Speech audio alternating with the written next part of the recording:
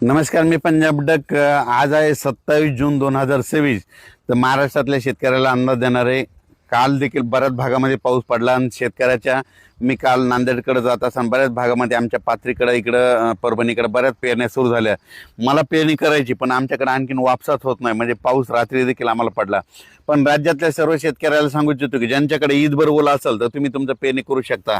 कारण की राज्यामध्ये आणखीन जवळपास 8 जुलैपर्यंत म्हणजे पाऊस राहणार आहे म्हणून हा अंदाज लक्षात येतात. आणि राज्यातल्या इकडल्या पश्चिम भागातला तुम्हाला एक सांगू इच्छितो की दक्षिण महाराष्ट्रामध्ये सोलापूर जिल्हा, सांगली जिल्हा, सातारा जिल्ह्याचा पूर्वेकडील भाग, बारामती आणि धाराशिव, लातूर ह्या जिल्ह्यातल्या शेतकऱ्याचे फोन आले तर आमच्याकडे पाऊस नाही.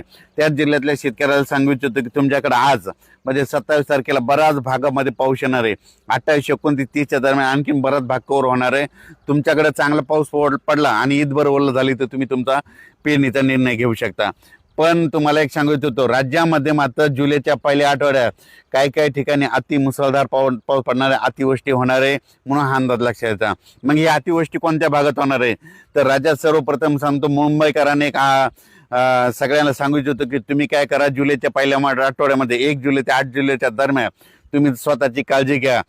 कारण की मुंबई, नाशिक, पुणे, त्याच्यानंतर अकोले, संगमनेर ह्या पट्ट्यामध्ये काय होणार आहे म्हणजे जवळपास 1 जुलै ते 8 जुलैच्या दरम्यान काही भागामध्ये अतिवृष्टी होणार आहे म्हणून हा अंदाज लक्षात यायचा.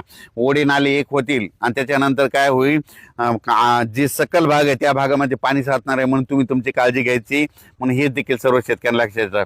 उत्तर महाराष्ट्रातल्या शेतकऱ्याचे फोन आले. आमच्याकडं नंदुरबार, धुळेकडं काही भागामध्ये वंचित आहे, काही ठिकाणी पाऊस नाही.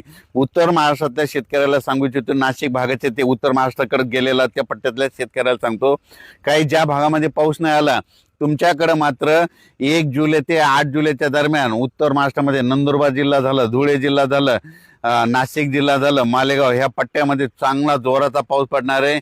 इतका पाऊस पडेल की पहिल्या पावसामध्ये तुम्हाला त्या 8 दिवसाच्या तुमचे जे छोटे छोटे पाझर तयार झाले, पाण्याचे पिण्याचे पाणीचे तलाव आहेत ते मात्र ह्याच्या सगळे ओव्हरफ्लो होऊन जातील. म्हणून उत्तर महाराष्ट्रातल्या शेतकऱ्यांनी हा अंदाज लक्षात घ्यायचा.